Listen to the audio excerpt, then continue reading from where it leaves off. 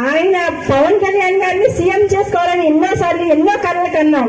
కానీ ఆయన ఎన్ని అవమానాలు పడి ఎంత తగ్గి ఈ రోజు ఎంత నెగ్గారన్నది, ప్రజల మనసుని ఎంత గెలిచారన్నది, మనం ఎంత తగ్గితే ఎంత ఒదిగితే ఎంత ఎత్తుకెదుగుతామన్నది మా అన్నయ్య పవన్ కళ్యాణ్ గారే దీనికి నిదర్శనం. ఇక్కడికి వచ్చినప్పుడు పక్కనే పిఠాపురాన్ని మేము వర్క్ చేయాలి, రాజప్ప గారికి వర్క్ చేయాలి, అక్కడ పెద్దాపురం నియోజకవర్గంలో అక్కడ అందాల నుంచి 8 సంవత్సరాల నుంచి కంటిన్యూస్ గా పనిచేస్తున్నాం, ఇక్కడ తుని పంపిస్తున్నారు ఏంటి అని పవన్ కళ్యాణ్ గారు కూడా అక్కడ స్పెషల్ గా సెలబ్రిటీస్ రావడం, స్టార్ క్యాంపెయినింగ్ లో పాల్గొనడం, ఇలాంటి కార్యక్రమాలు నేను ఉన్నప్పుడు మధువీరేష్ అన్న అమ్మ మనల్ని తునేశారు, తునే రాలని బాబు పేల్చినప్పుడు అన్న ఇదేంటి అంటే సార్ అని కన్నా మదన్న పిలుచుకోవడమే మాకు ఎక్కువ అలవాటు కాబట్టి అలా చెప్తున్నానండి. అంటే అక్కడికి ఎలా వెళ్తామన్నా పవన్ కళ్యాణ్ గారిని వదిలేసి అంటే అలా కాదమ్మా ఇప్పటి వరకు అంటే ఇవాళే కాదండి, మేము పార్టీ ఆవిర్భావం నుంచి కూడా మధువీరేష్ గారు మేము కూడా చాలా కలిసి వర్క్ చేయడం జరిగింది. 2019లో చాలా చోట్ల కొంతమంది ఇన్ఛార్జీలు ఎలక్షన్ వదిలేస్తే ఎలక్షన్ చేసినటువంటి అనుభవం కూడా మాకుంది. దాని మీద సెలెక్ట్ చేసి అధినేత పవన్ కళ్యాణ్ గారు అలాగే నాగబాబు సార్ కూడా తుని నియోజకవర్గం పంపించడం జరిగింది. పంపించిన తర్వాత తెల్లవారుజామున 4 గంటల నుంచి మీకు తెలుసు నైట్ మాతో పాటు కూడా మీరు కూడా సాగిపోయి రోజుకి 18 గంటలు పనిచేసినటువంటి కాన్స్టిట్యున్సీ ఏదైనా ఉందంటే అది మన తుని నియోజకవర్గం అని నేను చెప్తాను.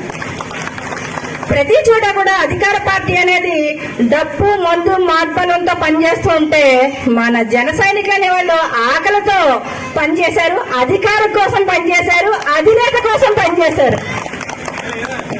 ఎందుకంటే ఇవాళ కాదు, మా పవన్ కళ్యాణ్ గారు ఎప్పుడు చెప్తూ ఉంటారు, మొప్పల్లో పరిగెటువంటి మెరుపులు లాంటి వాళ్ళని ఉరుములు లాంటి వాళ్ళని చెప్తారు. కానీ ఆ పిడుగులు ఉరుములు ఇవాళ వైసీపీలో పడితే 11తో పతనం అయిపోయి పక్కన కూర్చోబెట్టారు. ఇవాళ ఈ సన్మానాలు ఈ సత్కారాలు అనేవి కూడా మాకు చెందవలసినవి కాదు. అది ముందు చెప్పినప్పటికీ కూడా ప్రతి జన సైనికులు ప్రతి వీర మహిళలు కూడా అందుకోవాల్సినటువంటి సత్కారం మేము అందుకుంటున్నాం, మేము చేస్తున్నాం. అంటే పవన్ కళ్యాణ్ గారు ఏదో బొట్టు పెట్టారు కాబట్టి మమ్మల్ని పెద్దగా పంపించారని మీరు గౌరవిస్తున్నారు తప్ప ఈ గౌరవం మనందరిది, మనం అందరూ కలిసి పంచుకోవాల్సింది. ఇక్కడ ఉన్నటువంటి వీర మహిళలు కూడా నిజంగా ఎంతో బాగా వర్క్ చేశారన్నది కూడా వాళ్ళందరికీ కూడా మనందరం ఒకసారి క్లాప్స్ కొట్టండి. మీరందరూ కూడా ఆడపిల్లల ఉండి కూడా ఎంత బాగా వర్క్ చేశారు. యనమల దివ్య గారి గురించి కానీ, తంగిడి ఉదయ శ్రీనివాస్ గారి గురించి కానీ చాలా ఎంత బాగా వాళ్ళు ఎక్స్ప్లెయిన్ చేసేటప్పుడు కూడా ఎంత చక్కగా ఎక్స్ప్లెయిన్ చేసి అందరికీ చెప్పేవాళ్ళు. నిజంగా చాలా ముచ్చటేసేది వాళ్ళు చూసేప్పుడు. మన జన సైనికులు అనేవాడు ఎలాగ పార్టీని తీసుకెళ్లాలి, ఎలాగ ఓటర్ని మొబిలైజ్ చేయాలి, అక్కడ అధికార పార్టీని ఎలాగ అణగతొక్కాలన్నది కూడా ఒక కాన్సెప్ట్ తో ఎప్పుడూ కూడా ముందుకెళ్లడం. వీళ్ళకి ఎలక్షన్ వచ్చా వీళ్ళకి ఎలక్షన్ చేయడం రాదు అన్న మాట దగ్గర నుంచి మేము ఎలక్షన్ ఇలా కూడా చేయగలం, మేము వేసిన ప్రతి నామినేషన్ ని కూడా అసెంబ్లీకి పంపించాం, పార్లమెంట్ కి పంపించామని నిరూపించినటువంటి ఘనత ఇవాళ మన జనసేన కార్యకర్తలదే, జన సైనికులదే. అక్కడ అధినేత పవన్ కళ్యాణ్ గారి మాటనే శిరసా వహించి పనిచేసేటువంటి కార్యకర్తలు ఎవరన్నా ఉన్నారు అంటే కనుక అదొక జనసేన పార్టీలో ఉన్నటువంటి మన కార్యకర్తలందరికీ మాత్రమే చెందుతుంది తప్ప ఇక్కడ ఉన్నటువంటి నేను కూడా మీరు కార్యకర్తలు తప్ప నాయకురాలని నేను అనుకోను. ఎందుకంటే ఒక కార్యకర్త స్థాయి నుంచే పవన్ కళ్యాణ్ గారు ఈ స్థాయికి కూర్చోబెట్టారు. అందరూ కూడా నాయకత్వం ఇవాళ చాలా మాట్లాడుతూ ఉన్నారు. ఇవాళ చంద్రబాబు నాయుడు గారు సీఎం గా ఉండి ఒక డిప్యూటీ సీఎం గా పవన్ కళ్యాణ్ గారికి ఎంత మంచి పొజిషన్ కానీ ఎంత మంచి ఆయన ఇచ్చేటువంటి రెస్పెక్ట్ కూడా చంద్రబాబు నాయుడు గారికి కూడా ధన్యవాదాలు తెలియజేస్తున్నాం. ఎందుకంటే ఒక అధినేత పవన్ కళ్యాణ్ గారికి మనకి ఎంత అవమానాలు జరిగినా పర్వాలేదు, మనం ఎంత చిన్న చూపు చూసినా ఎవరు ఏమైనా అన్నా మనకి ఏం బాధ అనిపించదు. మన అధినేత పవన్ కళ్యాణ్ గారికి చిన్న చూపు ఎక్కడైనా ఎదురైంది అంటే కనుక మనం చాలా బాధపడతాం. అది కూడా లేకుండా చంద్రబాబు నాయుడు గారు తీసుకుంటున్నటువంటి నిర్ణయాలకు కూడా చాలా థ్యాంక్ యూ చెప్తున్నాం సార్. అలాగే మన టీడీపీ నుంచి మన దివ్య గారు ఒక మహిళ ఉండి కూడా ఇక్కడ రాజా గారి మీద అఖండమైనటువంటి మెజారిటీతో అంటే గెలుస్తుందా లేదా అని ఎగతాళి చేసేవారు వైసీపీ వాళ్ళు మనం క్యాన్వాసింగ్కి వెళ్ళినప్పుడు కూడా. కానీ ఆ రాజా గారు ఏదైతే నిర్ణయించుకున్నారో 15,000తో నేను గట్టెక్కేస్తానని, ఆయన అదే 15,000తో ఇక మేము అదే 15,000 ఇంకా మన జనసైనికులు ఇంకా పట్టేది ఇంకా చేయడం. కాకపోతే ఆయన చెప్పిన ఫిగర్ ఆయనకే నచ్చ చెప్పాలనో లేకపోతే చూపించాలనో తెలియదు మన జనసైనికులు. కరెక్ట్ గా ఆ 15,000తోనే దివ్య గారిని కూడా అసెంబ్లీకి పంపించడం జరిగింది. అలాగే దాశెట్టి రాజా గారు ఒక మాట అన్నారు, అయ్యాను సార్ మేము గెలిచాము, వాళ్ళు మాకు మా జన సైనికులు సన్మానం ఏర్పాటు చేశారు, మీరు కూడా రాజకీయ సన్యాసం చేస్తానన్నారు కాబట్టి మీరు కూడా డేట్ ఫిక్స్ చేసుకుంటే ఇదే తుని నియోజకవర్గంలో మీ రాజకీయ సన్యాసానికి కూడా మా జన సైనికులు ఏర్పాటు చేస్తామని నా ద్వారా చెప్పమన్నారు.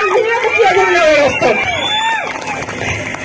ఎందుకంటే గెలిపోవటం అనేవి చాలా సహజం, అది మనం సహజంగా తీసుకున్నాం. మన అధినేతని వైసీపీ వాళ్ళు పట్టుబట్టి ఓడించినప్పుడు కూడా దాన్ని చాలా హుందాగా తీసుకున్నాం. వైసీపీ వాళ్ళలాగా విరగబడలేదు. పవన్ కళ్యాణ్ గారు ఏదో అసెంబ్లీ ఏదేదో అప్పసొత్తైనట్టు వైసీపీ వాళ్ళు అసెంబ్లీ గేట్ కూడా దాటలేనండి ఇది రోజా ఆగిన రోజా. కానీ ఇదే అసెంబ్లీ గేటు ప్రజలు తీశారు పవన్ కళ్యాణ్ గారి కోసం. వీళ్ళు అడ్డదారులు వచ్చారు అసెంబ్లీ గేట్ లోకి, కానీ ప్రజలు తీశారు, పోలబాటేసి పవన్ కళ్యాణ్ గారిని నడిపించారు. ఇవి అభిమన్యుల్లాగా ఇవాళ పవన్ కళ్యాణ్ గారు అక్కడికి దూసుకొచ్చారు.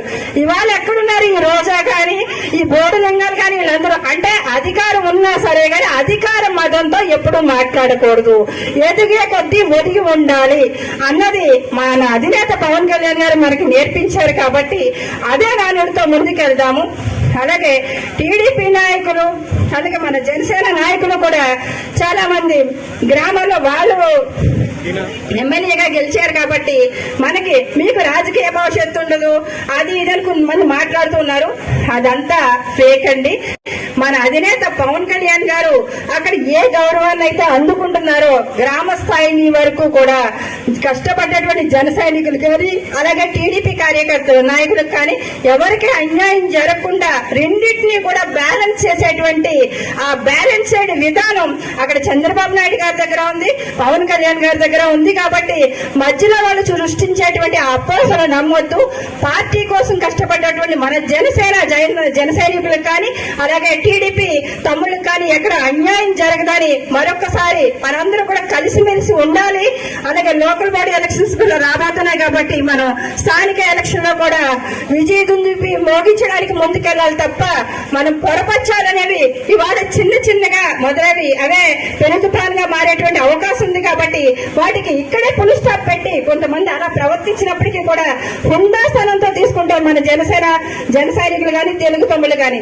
అది తీసుకుని ముందుకెళ్ళాలని మరొకసారి తెలియజేసుకుంటూ ఇక్కడ వేదికనిచ్చేసి చూడండి మా మదనకైతే స్పెషల్ థ్యాంక్స్ చెప్తూ పులి నియోజకవర్గం అంటే అన్న వెళ్దామా లేదా ఆలోచించిన స్థాయి నుంచి అందరూ కూడా తుని వైపు చర్చ. అక్కడ పవన్ కళ్యాణ్ గారు పిఠాపురం పోటీ చేస్తుంటే తునే ఇక్కడ సరిగా లేదు ఇక్కడ పార్టీ అన్న దగ్గర నుంచి ఇవాళ జనసేన పార్టీలో ఉన్నటువంటి జన సైనికులు మట్టిలో మాణిక్యాలు రాళ్ళలో ఉన్నటువంటి డైమండ్స్ అని చెప్తూ ఉంటారు. వాళ్ళందరూ కూడా మనకు మరుగులు పడిపోయినటువంటి ఒక ఆభరణాలు చేయించుకున్నటువంటి ఒక వజ్రాభరణాలకు ఉపయోగపడేటువంటి ముడిసరికి లాంటి మెటీరియల్ గా ఉండిపోయినటువంటి వ్యక్తులుగానే ఉన్నారు తప్ప వాళ్ళు ఒక షైన్ అయితే నిజంగా తుని కాన్స్టిట్యున్సీ వైపు మొత్తం రాష్ట్ర వ్యాప్తంగా ఉన్నటువంటి రాష్ట్రం అంతా సూచనంత వర్క్ చేయగలటువంటి కేపబిలిటీ ఉన్నటువంటి వ్యక్తులు జన సైనికులు తుని నియోజకవర్గంలో ఉండడం, వేరే మహిళలు ఉండడం, వీళ్ళందరితో కలిసి వర్క్ చేసేటువంటి